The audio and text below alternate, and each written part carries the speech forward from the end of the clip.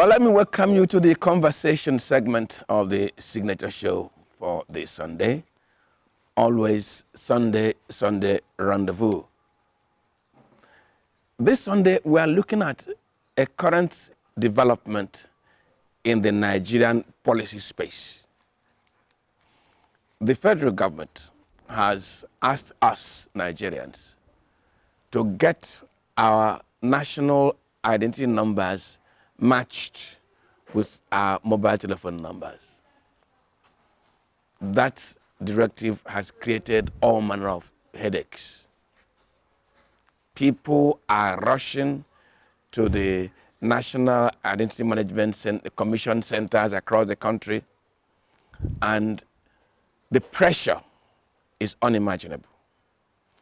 The NIMC workers are even threatening to go on strike because of the pressure from the public and the fear of contracting COVID-19.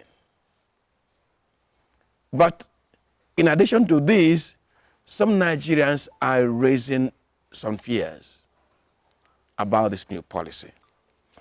We are not specialists in ICT. We are not specialists in this matching of name with our mobile telephone numbers. So this afternoon, I'll be holding a critical conversation with Dr. Uche Mbanaso. Dr. Uche Mbanaso is the Executive Director, Center for Cyberspace Studies, Nasarawa State University in Kefi. He is also an expert in cybersecurity for 25 years. So apart from being in the thick of the practice, he is also an academic. Dr. Mbanaso, you're welcome to the conversation. Thank you, it's my pleasure. Dr. Mbanaso, I'm going to come from the point of ignorance. Let me express the fear in the street, just in case we have been afraid for nothing. You could help us. There are many Nigerians who fear that after matching their name with their mobile numbers, either out of carelessness, they lose their phones, or theft, or you even know the current experience of people who are being kidnapped, or even people being killed and their phones stolen. The new person having that phone, by simply dialing the code of that mobile provider, which has been provided for all of us, he can access your name. And they say, with that, he can also access your BVN and could almost run your life for you, including committing crime in your name, including cleaning out your bank account, including going to post to a lady that they are the most handsome man who owns that phone. Is it a foolish fear, or does it make sense? I think the fears are germane. The fears are founded. And the fears are real. Let me just take a little bit back. The concept of NIM is a very wonderful concept. And it has wonderful benefits to citizens. But the fact is that the citizens are yet to be aware about these benefits. As we know, anything in the internet is vulnerable to so many risk factors. So many abuses and misuses can happen, and depending on the interest parties, there's a lot of ways things can be manipulated with anything that has to do with the internet. So coming to the fears of ordinary man on the street, it is very, very germane. The risk factors are so huge.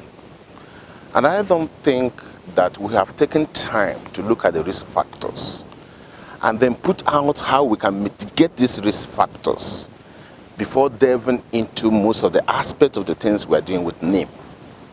And so without actually having assessment of, or making an impact assessment of the benefits vis-a-vis the dangers associated with NIM, we might be in a hurry to take some certain decisions that may not all go well. Remember, the basic factor of NIM is to protect us. And if you take that protection from us, then you are making us more vulnerable. And just like you said, once you link these mobile phones to NIM and somebody hijack you, or you lose your phone, or whatever means your phone is wrong hand is compromised, then anything can happen. Your bank account can be wiped. So the risk factors are very, very huge.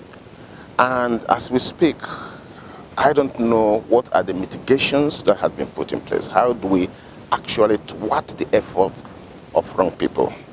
There is a lot of malicious people on the internet, malicious, and they have different persuasions and different motivations, and you cannot be able to actually know what is motivating an individual for doing what he's doing. For instance, the Yahoo boys we talked about, since this issue of NIM linking to mobile phone came out, there are happening a lot of abuses, receiving a lot of kind of phone calls and a lot of things, and promising to help you match that, and even to worsen all, the NIMC mobile has already been faked in the store and in the application stores, and some of these things the unsuspecting user doesn't really know the difference. And so we really, to be honest, we are putting our citizens to a huge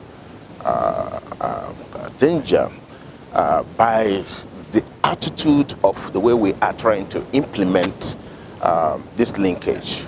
Should there have been preliminary steps taken before dragging the citizen into this exercise? Of course. Like I said, if we have done the risk assessment or done the impact assessment, we would have known the implications of what we're doing. And if we take it from that point of view, first of all, what we do is to do a piloting. And after that piloting, you'll be able to be more informed how to go about it. And so you really need an impact assessment vis-a-vis the benefits of what you want to do. And come to think of it, sometimes I just wonder, what is really the objective? The objective of linking the NIM to a mobile phone has not been clearly stated. Doc, I want to come in here. Yeah. There is the security dimension to it, I'm told. Yes. When you link your NIM Yes. to your mobile Yes. phone, Yes. as you use it, the security can track who owns this NIM and who makes this call. From experience, the Nigerian security has shown that, has discovered that many criminals, especially the insurgents, are able to do all manner of things with their phones. But now, when a NIM is linked to a number, if they track that number, they will know who is doing what. Isn't that a necessary step in terms of securing the nation? Well, security is not bolt and nut. Security is common sense. In most advanced countries, you don't even register a SIM card. But of course, if you use this SIM card, the next day they know who has used that SIM card. So the truth is that if it's from security point of view, we don't need to link mobile phone to NIM to be able to track a user. There are several other technologies. And with artificial intelligence and machine learning today, we can track anyone using anything. And so it is this obvious way of doing it might be very, very counterproductive and can even lead to more people being harmed. For instance, I can take your phone now and I'll go and commit a crime. And it's not simply you were careless. I hijacked you on the road, and my interest is to take your phone, and I use that your phone to commit a fraud. the wrong person will be picked up. But if that is actually the objective, there are various ways you can link every activity of an individual without, making it obvious. The technologies are out there. As I'm coming here for this particular conversation, there are things that's not obvious to anybody that can be used to track my movement. And so I think we should be more smarter and think technology, the way to solve problems using technology, and that is the smarter way of doing things. For instance, let me just tell you, in the UK, you don't need to register a SIM card. But when a crime is committed, within 2 or 3 minutes, it's constructed, and they tell you all the mobile phones that were used to do that conversation. That is what technology does for you. And we have talented Nigerians who can put all these pieces and pieces together to be able to achieve, if it's for security purposes. Doc, I want to raise another fear, which also in media conversation has popped up, that this push to match name with numbers can in fact be exploited, because a number of Nigerians are now making an effort to get their name, that the rush can be exploited by criminals, by insurgents, by non-Nigerians to obtain a name. And the moment you obtain that name, we have legitimized your illegitimacy. You are a non-Nigerian, we are giving you a name. And with it, you got a phone number and got a BVN. So, although you come from Mauritania, although you come from Chad, Niger, wherever, Libya, having in the rush gotten a name, you have illegitimately become a Nigerian. And the system will now begin to see you as a Nigerian. Does that sound reasonable? Well, there is this argument there that name has nothing to do with nationality. And I think this argument has been argued that having a name doesn't really make you a Nigerian. But it's called national that is the point. That is the number. point. Well, people can argue that that is semantics.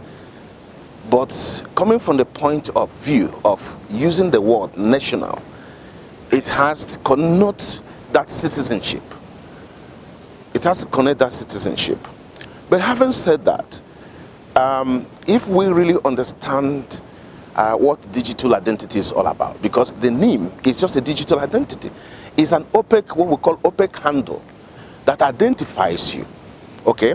And that opaque handle that identifies you means we can link several attributes of you to that particular identity, which means it's not really only the telephone. And by the way, let me say this. If just only the telephone, there is one utility out there that is even more dangerous. If maybe have what they call Truecaller. Yes. Truecaller is invading our privacy enormously. And nobody is even talking about that.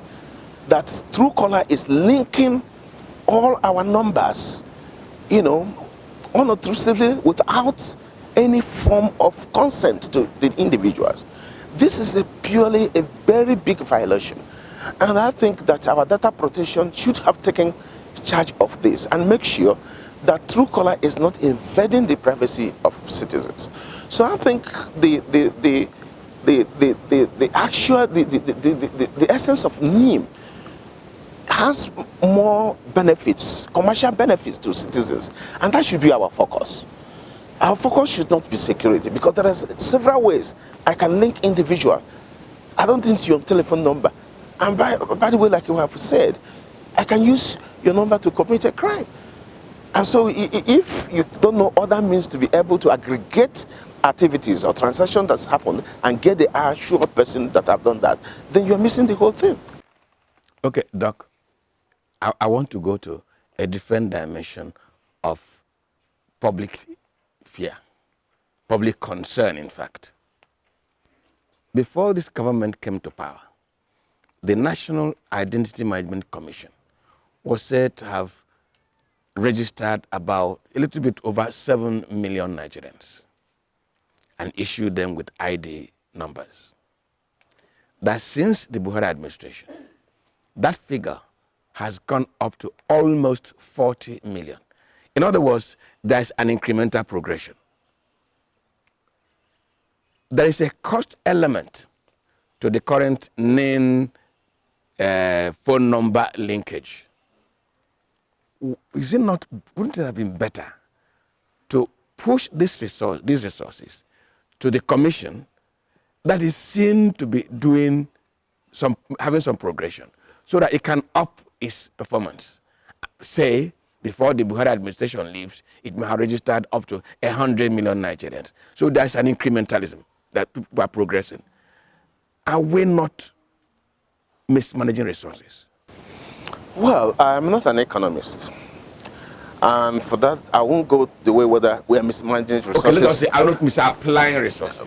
Well, that is, I think the fact is that remains that like I said before, good policies without articulating the best way to implement also will result to waste of resources. The incremental increase, enrollment of NIM should be something that should go gradually. We don't need any fire brigade approach to it, and that is the truth about it. So you're supposed to use existing platforms, which there are many of them, in government institutions that are already. We have passport offices almost everywhere in the country. You have local governments almost everywhere in the country. And by the way, the national identity is supposed to be a grassroots something.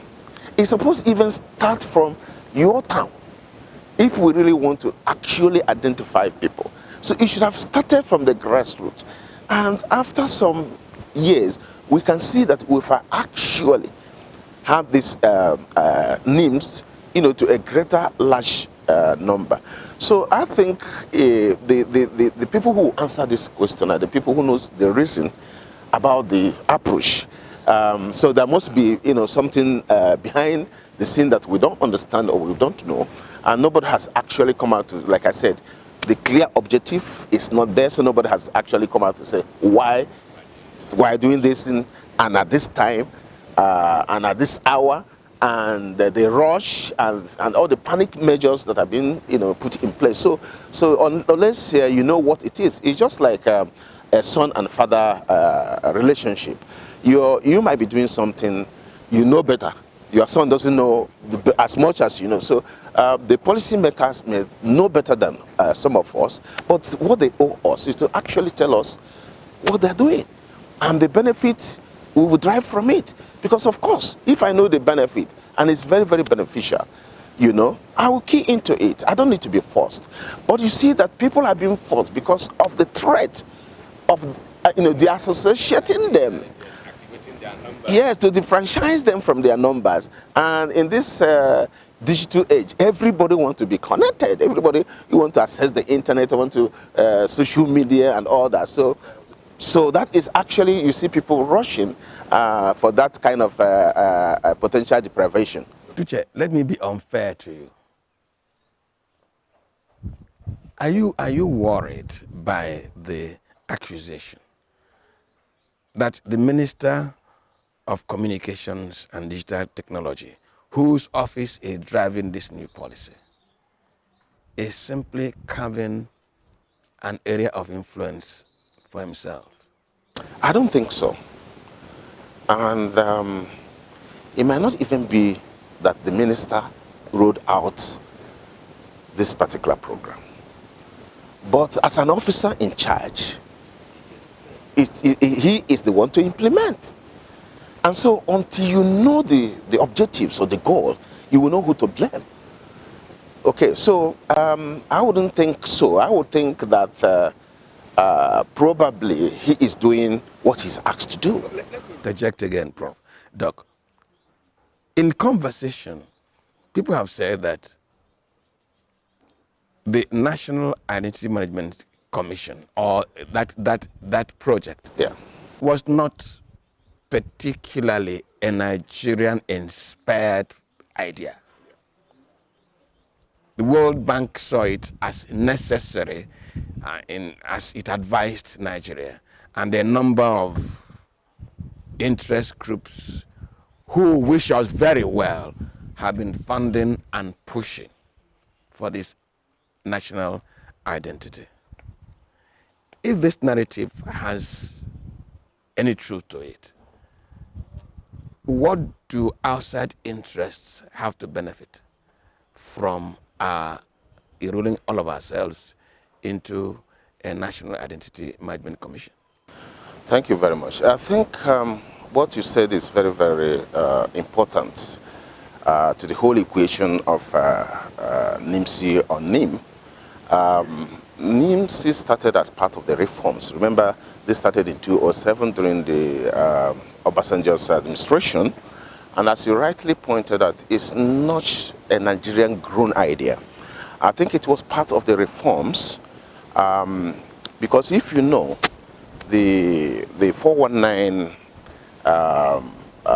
is a very huge threat that a lot of people in the Western world fear a lot, and they feel this is a Nigerian thing, and they want to be able to have digital identity attached to every Nigerian, so that if they make transactions or try to do this can actually be monitored, they have more sophisticated way to be able to gather some of this information and pin it to individuals. And I think this was a kind of what happened, and they started sponsoring to be able to help Nigeria, seem to help Nigeria. Just like every other thing that happens in most of in our country, there's always foreign interest. And for us, we don't look back to see how we balance between this foreign interest, our own unique interest. So that is a very huge gap between the way we approach things. And I think in a very smart way, like I said in the beginning, that the name, I buy the idea. But we can turn it to our own advantage if we actually have done a very good assessment of the benefits and how we can make it to be for us, more uniquely and for our advancement. And so that is what is actually the gap for that project. Well, in the past 20 minutes or so, I've been conversing with Dr. Uche Mbanaso, the Executive Director, Center for Cyberspace Studies, Nasarawa State University in Kefi. And I also said to you at the beginning that his subject of expertise really is cybersecurity. And he's been in this business for over 25 years. So he's talking from both experience and academic knowledge. Dr. Uche Mbanaso, I want to thank you for coming to the conversation. Thank you. Incidentally, Dr. Uche Mbanaso, I also hope that the minister will be able to key into what you've said today, maybe to provide us more enlightenment, more education on why we're doing what we're doing now. Yes, I think the most important thing we need to do, and we need to really sit down, is to be able to seek the advice of experts. And when I mean experts, we have a lot of experts in Nigeria. We don't need experts from anywhere. Some of us obtained our degrees from where and we even did better in classrooms than most of the people we import in this country to take decisions for us. So what they need to do is to gather, experts they can have a track proof of their expertise, and advise them how to really secure NIM. NIM needs a lot of security measures. It has very huge risk factors, and if we don't secure NIM, we are prone to have a lot of citizens who will actually suffer. And I mean everybody, not just an ordinary person, whether you're a big person or a small person. It's just like COVID. It doesn't have any respect. It doesn't discriminate. So anybody can be a victim. So I think what we need is how to secure NIM and make it a tamper-proof.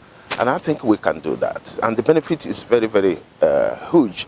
And we should look at the commercial benefit of this to citizens rather than the other way. Okay, the conversation continues shortly. Don't go away. Good afternoon.